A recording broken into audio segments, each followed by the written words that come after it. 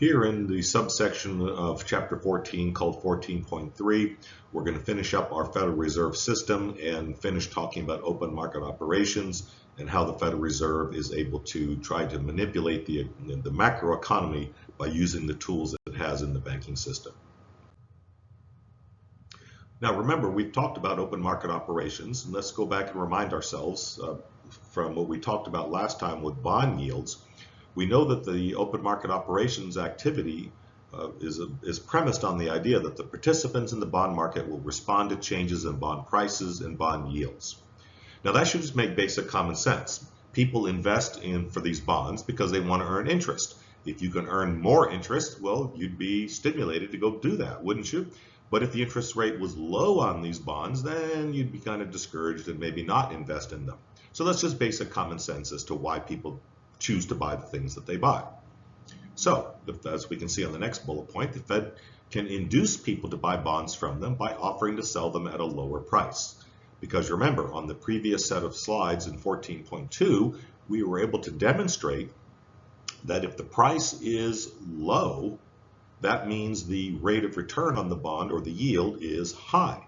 Because if the bond normally pays $80, then you normally have to pay $1,000 for it. That bond earns or yields 8%. What if the Federal Reserve sold it to you for only $900? Well, we did the math last time. You still get to collect the $80 worth of interest, but they're selling it to you at a discount, not a discount loan, but at a discount from its price, and they're selling it to you for $900. You're obviously going to earn more on that than if you had bought it at $1,000. So it's no different than putting a car on sale at a car dealer, right? If they take the sticker price and then discount it below the sticker price, you're more interested in buying it. So the Federal Reserve does the exact same thing with these government bonds. So remember, if the Federal Reserve does this deliberately, they lower the price on the bond to get you to buy it.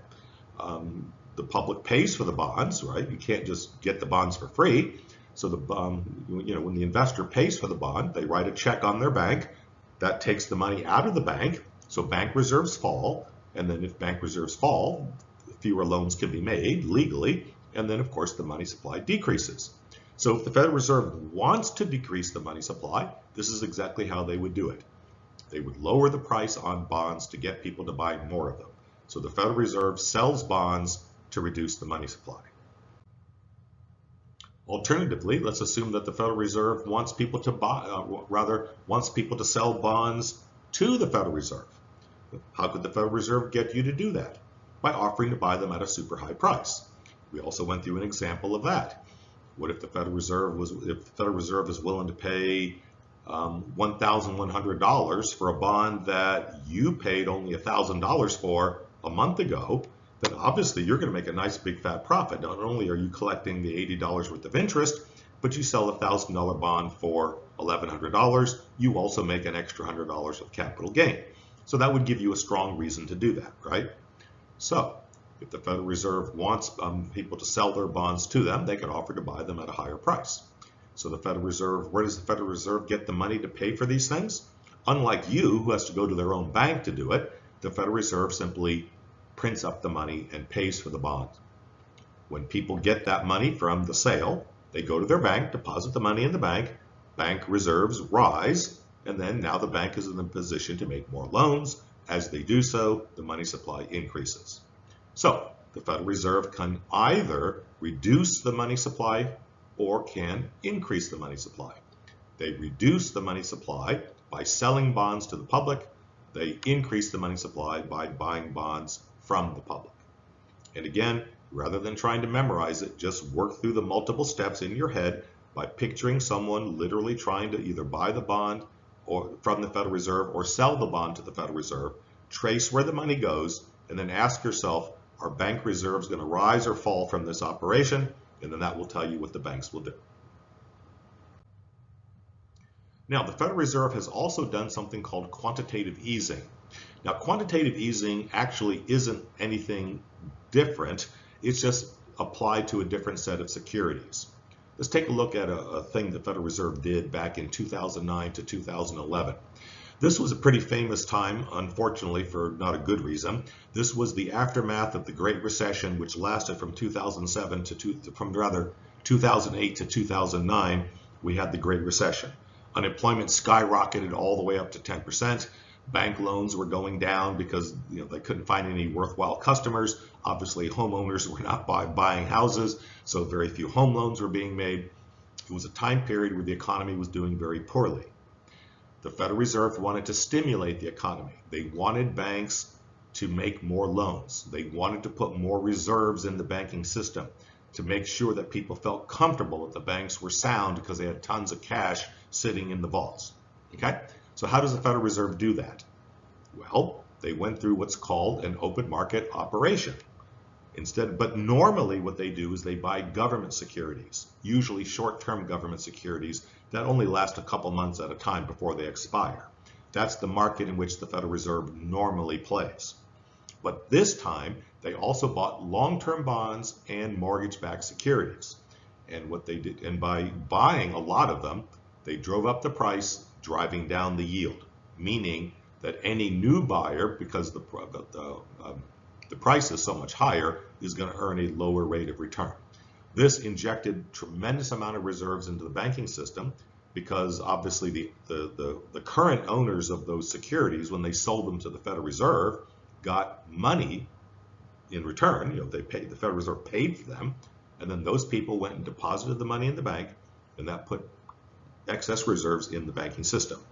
This increased confidence in the banks and kept interest rates at historically low levels.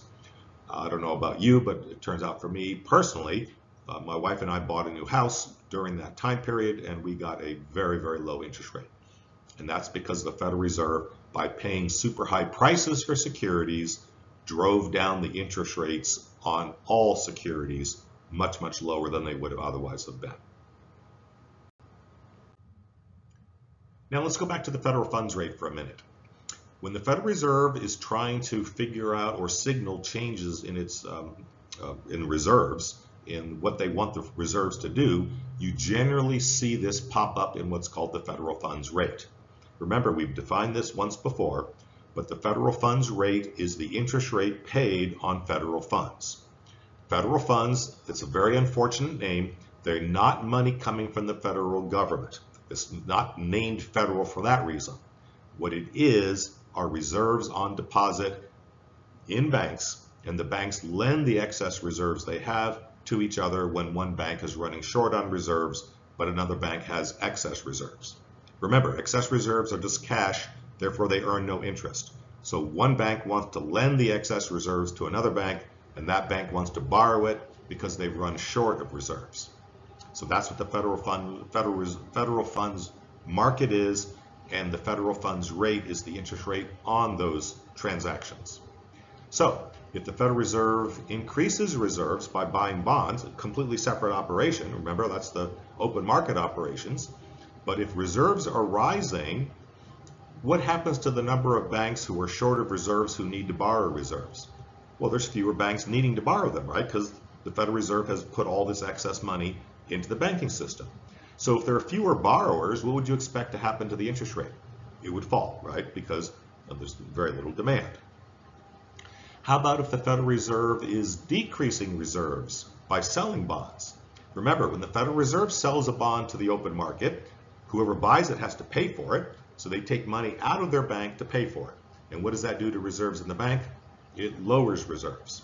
So if the Federal Reserve decreases reserves by selling those bonds, there would be a shortage of reserves, and you would expect that the federal funds rate, or the rate of lending of reserves between banks, that price would get higher.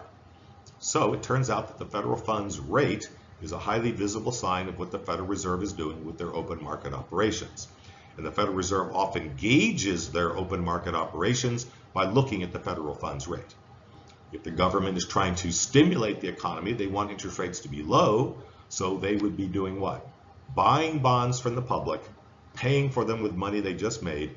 All that extra money goes into the banks have excess reserves, drives down the federal funds rate, and all other interest rates go down, and then homeowners and everyone else goes to the banks to borrow more money.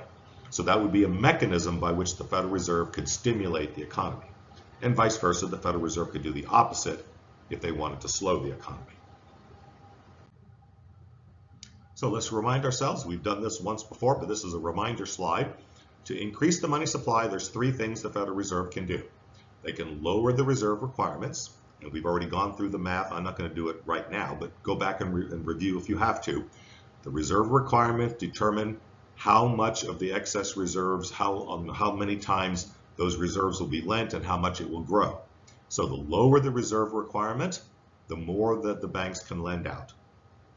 The Federal Reserve can also reduce the discount rate. If they do so, then banks would be happy to come to the Federal Reserve to borrow money for excess reserves, and then they would have more than they need, and then they could lend that out to other people. That would lower the interest rate and increase the money supply. And then last but not least, the Federal Reserve could increase the money supply by buying bonds in the open market operations. So when they buy the bonds, they pay for them, and then whichever investor sold the bond to the Federal Reserve would now get a check from the Federal Reserve, deposit it in their bank, and then that bank's reserves would rise, and that would increase the money supply. And of course, the Federal Reserve could do the exact opposite. If for some reason they wanted to decrease the money supply, they could raise the reserve requirements, making it more difficult for banks to lend out excess reserves.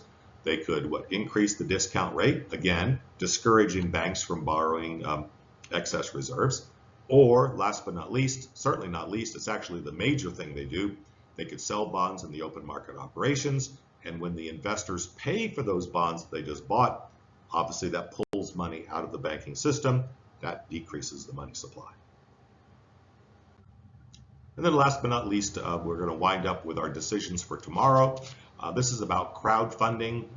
Again, I think your author likes to, of our textbook, likes to pull out interesting issues that today are probably not a very big deal, but could potentially be a big deal at some time in the future. So you kind of want to be thinking about these things in advance rather than being blindsided by something coming up that you never even heard of before. But what's crowdfunding? Crowdfunding is peer-to-peer lending. In other words, instead of borrowing from a bank, you borrow directly from the saver. Now, GoFundMe would be an example of that, right? Someone needs to borrow money or needs money, and then they appeal to other people to give it to them. Now, crowdfunding is actual lending at interest. Instead of being a gift or a charity contribution, it's a loan from one person to another person. Now, of course, you would do that on an internet platform, and there would be no bank involved in this. And if there's no bank involved in it, remember the bank lending is what generates all that extra money supply, then there may be a reduction in the ability of the Federal Reserve to control the money supply because money supply will no longer be tied to people's borrowing. Is this a big deal? Well, in 2019, over $40 billion of funding was done, which sounds like a really, really large amount of money. But in an economy the size of the United States, if you remember when we looked at those numbers just on the money supply, there was $18 trillion worth of money supply. So 40 billion starts to almost look like a rounding error, right? So it's a practical matter, even though the number sounds really huge, as a percentage of all lending, it's a relatively small dollar amount today.